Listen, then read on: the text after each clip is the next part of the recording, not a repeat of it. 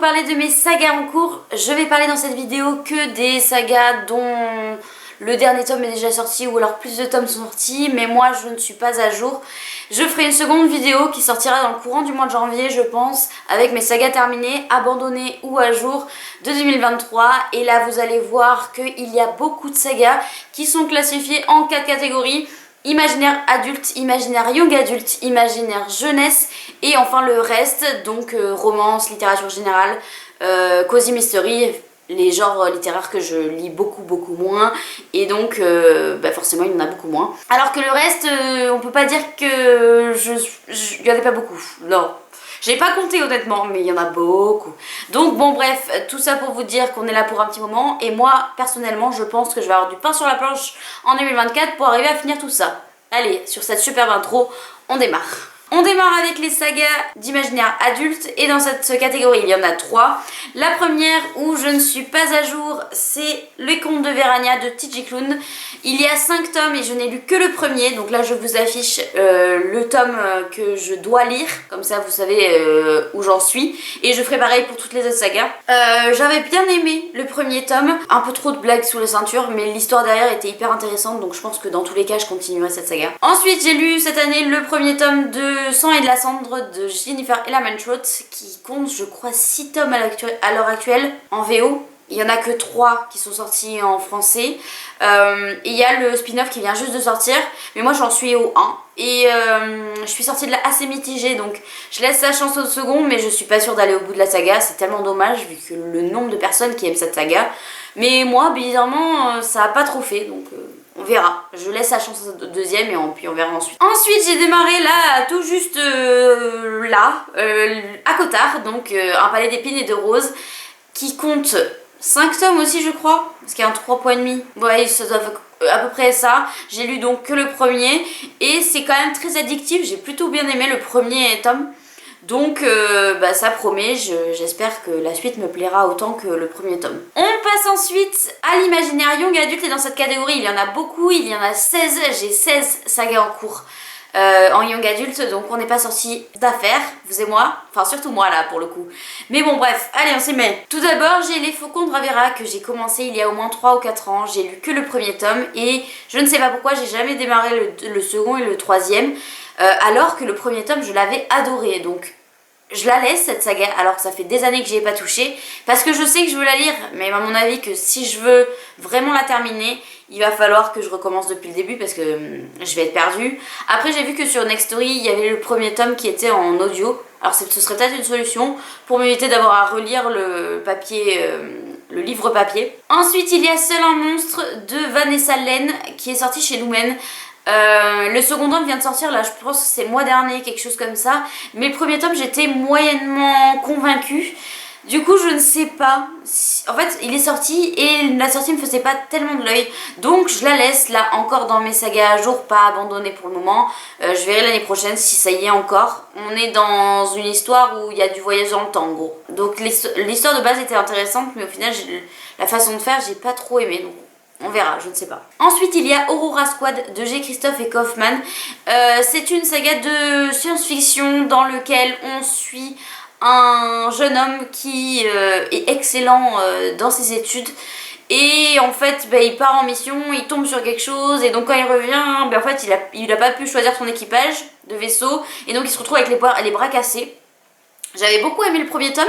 Malheureusement, je sais pas pourquoi, mon envie d'aller lire le tome 2 n'est toujours pas revenu, donc je ne sais pas si j'aurai avancé d'ici l'année prochaine. C'est pas une priorité quoi. Ensuite une vieille saga aussi, c'est une duologie qui s'appelle l'Académie de Amelia Drake. J'avais lu le premier tome dans lequel on suit une jeune fille qui doit devenir une voleuse de mémoire. C'était il y a très longtemps parce que je l'ai lu à sa sortie et j'ai jamais lu la suite. Donc c'est pareil, ça fait partie des sagas que j'ai là depuis des années où j'aimerais lire la suite. Il me reste qu'un tome en plus pour conclure la saga.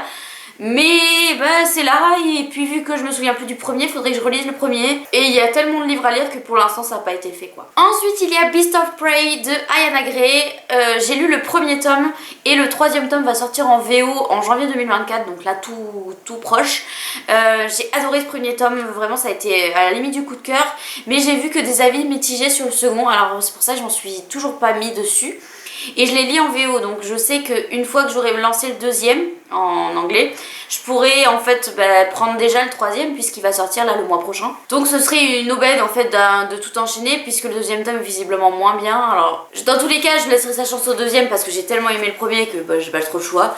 On est dans un livre où on suit deux personnages principaux qui vont devoir s'allier pour combattre une bestiole qui serait le diable en personne. Et on est dans une culture un peu africaine et c'est vrai que dans la littérature young adulte on le voit quand même rarement et c'est hyper cool quoi. Ensuite il y a Keleana, j'ai lu les deux premiers tomes sur 6 du coup de même 7.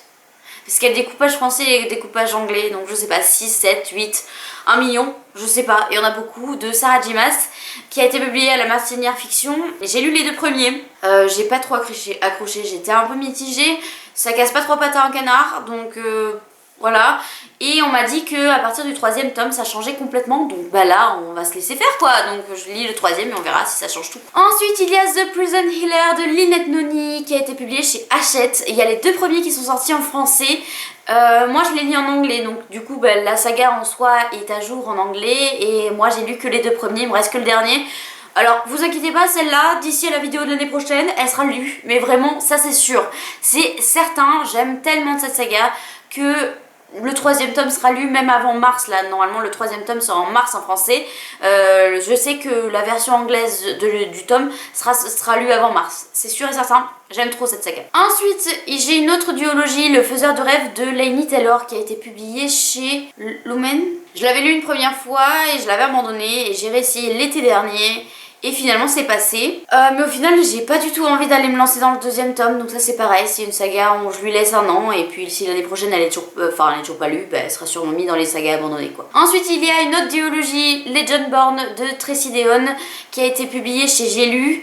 Moi je les lis pareil, je les lis en anglais. Et j'ai lu le premier que j'avais plutôt bien aimé, donc j'ai très hâte de me mettre dans le deuxième. Ça je pense que c'est pareil, d'ici à l'année prochaine le second tome sera lu et ça sera passé dans les sagas terminées. Ensuite il y a Happily Never After, il y a 3 tomes qui sont sortis actuellement et j'en ai lu 2.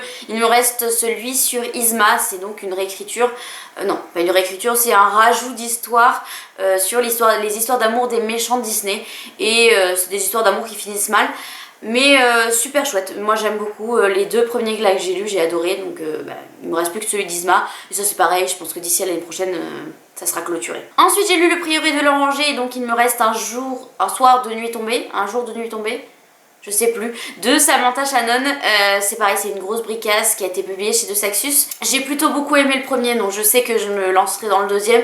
C'est juste que je ne sais pas quand, parce que c'est vraiment des gros tomes avec un univers très dense, avec beaucoup de personnages, donc j'ai un peu peur d'être perdue. Et là je l'ai lu il y a pas si longtemps, je l'ai lu en août ou en septembre je crois.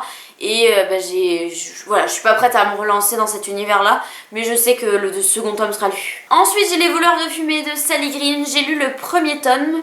Je n'ai pas lu les deux derniers qui sont sortis en grand format, qui sont sortis en poche. Et j'ai pas continué pour le moment puisque j'étais assez mitigée sur le premier tome. En gros on suit 4 personnages différents, il y en avait 2 que je n'avais pas envie de suivre. Donc forcément c'était laborieux ma lecture, mais on m'a dit que les tomes d'après étaient bien mieux. Donc je vais laisser sa chance au deuxième, mais ça fera peut-être partie, alors c'est au choix. C'est soit ça fait partie des sagas terminées, soit ça fait partie des sagas abandonnées l'année prochaine, mais normalement ça sera plus à jour quoi. Ensuite j'ai Absolu de Margot Dessen qui a été publié chez Big Bang de mémoire. J'ai adoré le premier tome, donc là il y a le second qui vient juste de sortir, donc forcément je suis pas à jour, mais là je pense que je serai très vite à jour parce que j'ai adoré ce premier tome, ça a été un énorme coup de cœur. C'est donc un livre de science-fiction entre The Hundred, la série, et Le Labyrinthe. Vraiment on est en plein dedans, mais elle fait des choix audacieux, l'autrice, vraiment elle est incroyable. Franchement foncez, si vous l'avez pas encore découvert, foncez, c'est génial. Une saga science-fiction, moi qui suis pas une très grande friande de dystopie et tout ça, celle-là elle m'a complètement convaincue, c'est addictif en plus. Ensuite une duologie de Marissa Meyer, j'ai lu Gilded très récemment, c'est le mois dernier, donc il me reste le second tome là qui sort en mois de décembre, Cursed, que moi je lis en VO, donc ça sera lu prochainement puisque il est déjà sorti en soi. Mais j'ai un peu galéré sur ce tome là en anglais, donc j'ai pas l'envie pressante d'aller me prendre le deuxième tome.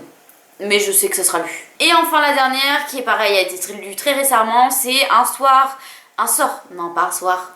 Un sorcier noir et éternel de Brigid Kemmerer qui a été publié chez... Bonne question parce que moi je l'ai lu en poche. Donc moi je l'ai chez le livre de poche jeunesse, mais en grand format je ne sais pas. C'est une réécriture de La Belle et la Bête. Donc en gros je me suis enchaîné Un sorcier noir éternel et le premier tome d'Akotar, Un palais d'épines et de roses. Et ces deux réécritures de La Belle et la Bête, et bien entre les deux je choisis tous les jours Un palais d'épines et de roses, hein. Vraiment. Le premier tome d'Un sorcier noir et éternel, j'ai pas été totalement convaincue, je suis restée sur ma faim. Donc les deux autres tomes je les ai déjà en e-book parce que je pensais vraiment adorer cette saga. Donc je finirai par les lire à un moment, mais ça sera peut-être pas fait d'ici à l'année prochaine quoi. Et voilà pour l'imaginaire young adulte, on part à la salle imaginaire jeunesse. Et là c'est pareil, il y en a beaucoup. Il y en a 10. Le premier c'est Les Royaumes du Nord de Philip Pullman. C'est un choix de ma part, j'ai lu les deux premiers, il me reste le dernier. C'est qu'il y a une série qui est sortie dessus sur Prime Video qui était incroyable, sauf que je voulais pas lire les livres en ayant autant l'histoire dans la tête. Donc en fait je laisse dépérir un peu mes souvenirs puis pour terminer la saga, mais je sais que je le terminerai forcément. Ensuite j'ai Lueur de feu de Sophie Jordan. On suit une petite famille qui peut se transformer en dragon mais pas tous. Et en gros il y a des complots, une romance et voilà. Très jeunesse, on m'avait offert en fait les deux premiers tomes à un Noël, donc je les ai lus, voilà, parce que c'est un cadeau, donc j'essaye de les lire. Au final, bon, ça se lit, mais sans plus. Et le troisième tome n'a jamais été publié dans les mêmes éditions que les deux premiers, donc je l'ai pris en e-book, je le lirai quand j'aurai envie de le lire. C'est pas une priorité quoi. Ensuite il y a les Disney Villains, donc j'ai lu les 9 premiers et en fait le 10e vient juste de sortir.